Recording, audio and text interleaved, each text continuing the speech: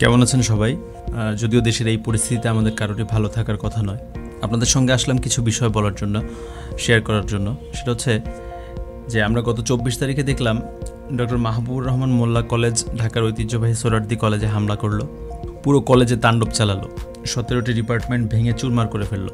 পরে আমরা কারণ হিসাবে জানতে পারলাম যে ওই মাহবুবুর রহমান কলেজের এক শিক্ষার্থী, তিনি ডেঙ্গু জ্বর নিয়ে ন্যাশনাল মেডিকেল কলেজে ভর্তি হয়েছিলেন এবং তিনি মারা গিয়েছিলেন।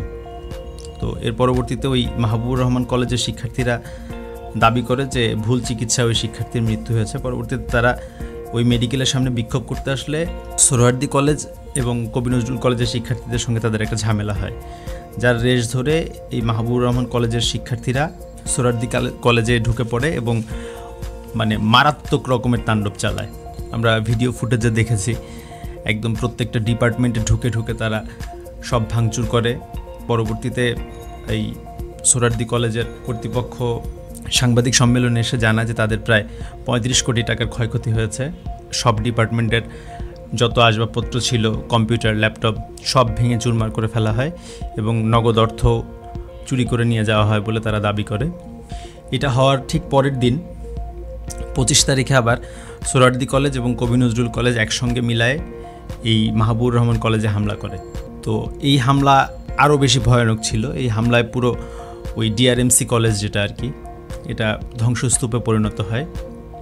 দুই কলেজের শিক্ষার্থীদের মাঝেও ব্যাপক সংঘর্ষ হয় এবং আমরা লক্ষ্য করে দেখলাম যে সোহরাওয়ার্দী কলেজ যখন হামলা করলো, হামলার পরবর্তী ঠিক 5ই আগস্টে যেভাবে গণভবন থেকে মালামাল লুট করে নিয়ে আসা হয়েছিল, ঠিক সেভাবে ওই কলেজের কম্পিউটার, ল্যাপটপ, এমনকি বসার টুল, চেয়ার, ফুলদানি, তাদের বিভিন্ন সময় খেলার যত প্রাইজ ছিল, যত ট্রফি ছিল, সব তারা নিয়ে আসলো এবং তাদের মধ্যে যে একটা উৎফুল্ল ভাব, সেটা সত্যি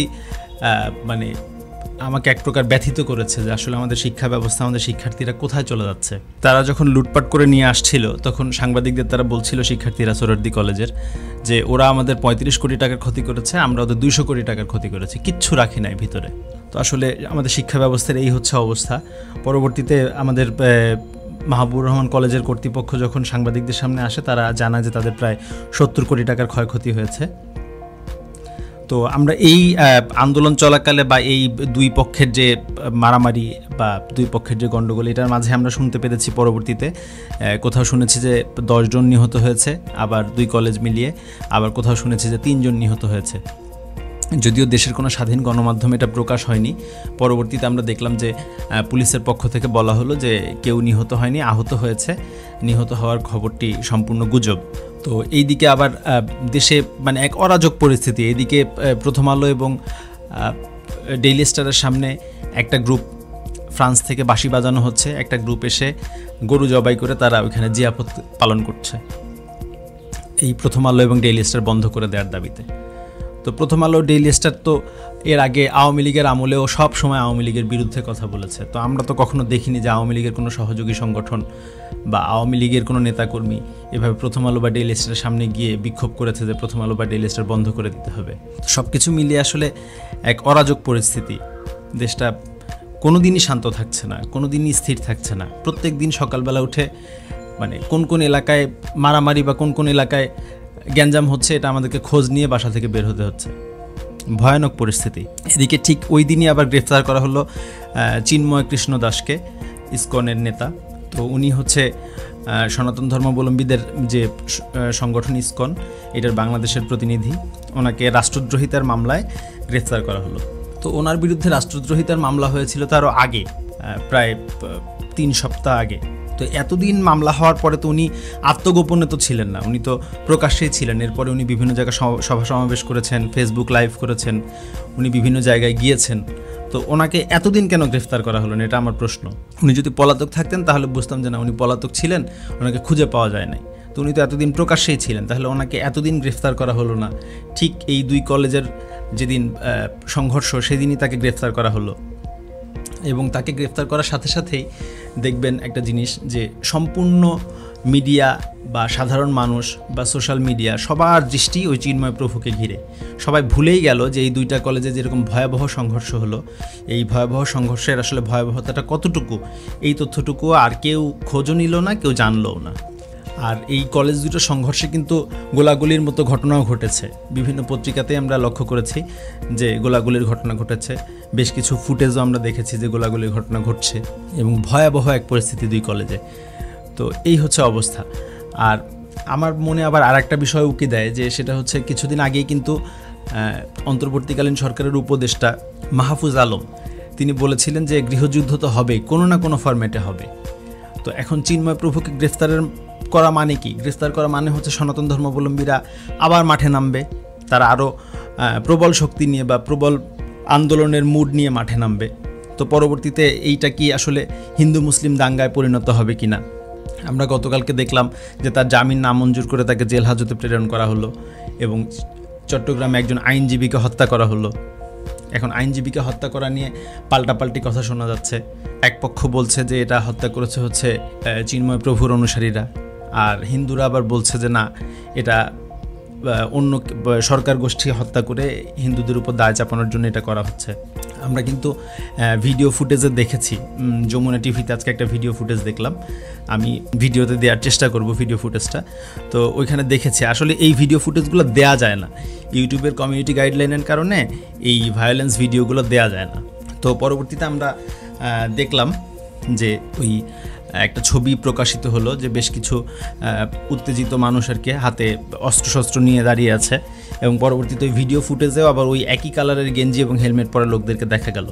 এখন আসলে আমরাও চাই না কারো মৃত্যু, কিন্তু আসলে প্রকৃতপক্ষে কে মারা গেল সেটা যেমন ব্যথার বিষয়, এবং তাকে কে হত্যা করলো এটা খুঁজে বের করতে হবে।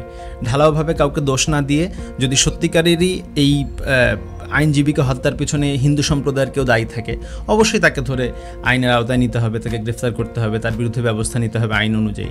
কিন্তু তাকে যদি অন্য কেউ গ্রেফতার করে এটাকে আসলে ভিন্ন খাতে প্রবাহিত করার চেষ্টা করা হয়, তাহলে সেটাও দেখতে হবে, পুঙ্খানুপুঙ্খ তদন্ত করতে হবে।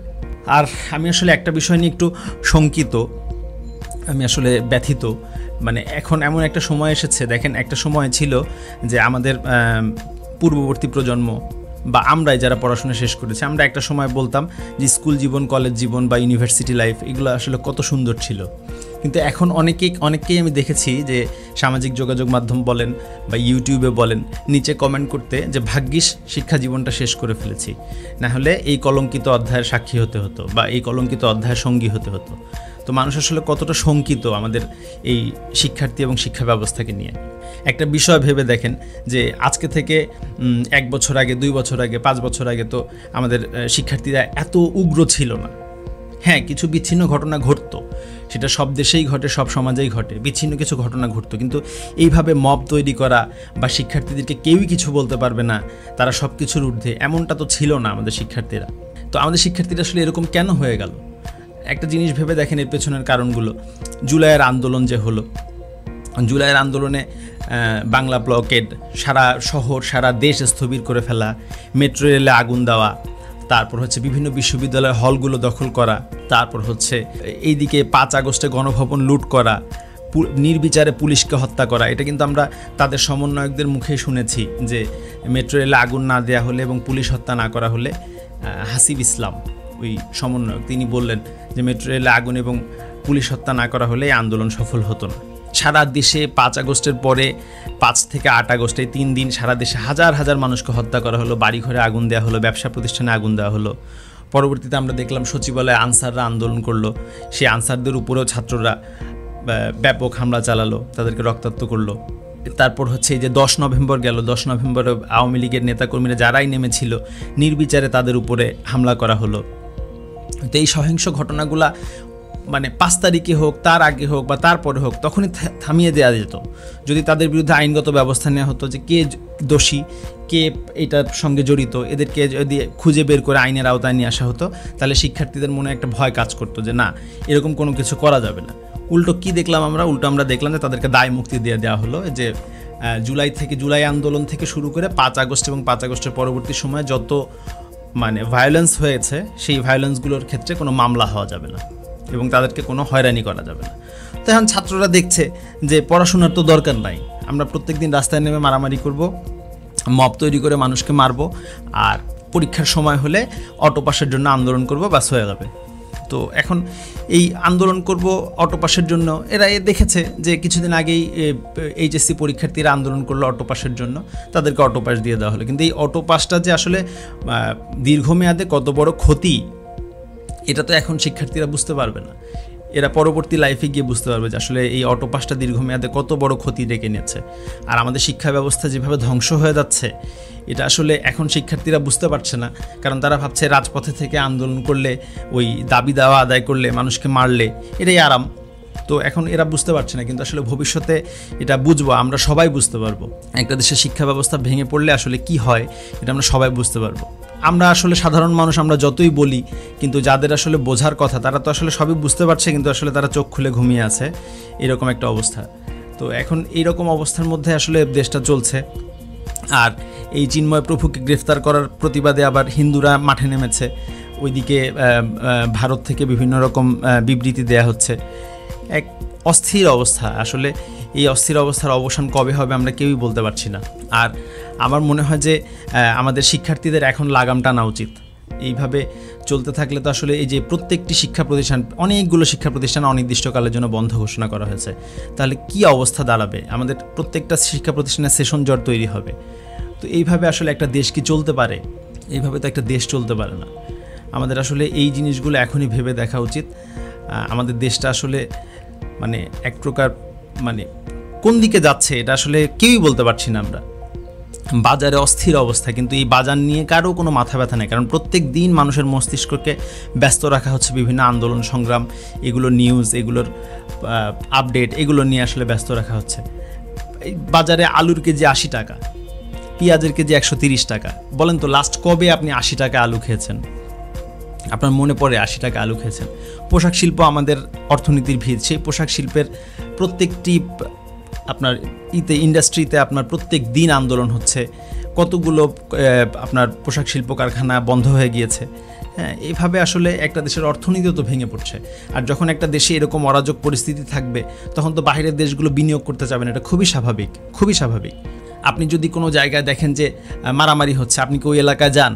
কখনোই যান না। আপনি চান যে ওই এলাকাটা এড়িয়ে অন্য কোনো এলাকা দিয়ে আপনার গন্তব্যস্থলে যেতে। তো আমাদের দেশে যদি এরকম অরাজক পরিস্থিতি থাকে, তো বাইরের দেশগুলো তো কখনোই এখানে বিনিয়োগ করতে চাবে না, এটা খুবই স্বাভাবিক। কেউ চায় যে তার বিনিয়োগকৃত অর্থ একটা ঝুঁকির মধ্যে থাকুক? এটা তো কখনোই চায় না। তাই আমাদের উচিত আসলে এই জিনিসগুলো কিভাবে আসলে ওভারকাম করা যায়, এটা আমাদের চিন্তা করতে হবে। আর এইভাবে আমাদের শিক্ষা ব্যবস্থা ধ্বংস হয়ে যাবে, ছাত্ররা একটু কিছু হতে লাঠি নিয়ে মাঠে নামবে, অস্ত্র নিয়ে মাঠে নামবে, এটা আসলে কোনোভাবেই কাম্য নয়। তো আজকে এই পর্যন্তই দর্শক, ভালো থাকবেন। আর আপনাদের মূল্যবান মতামত কমেন্ট বক্সে জানাতে ভুলবেন না। ভিডিওটি ভালো লাগলে লাইক করবেন, আর আমার চ্যানেলটি সাবস্ক্রাইব করে পাশে থাকবেন। আল্লাহ হাফেজ।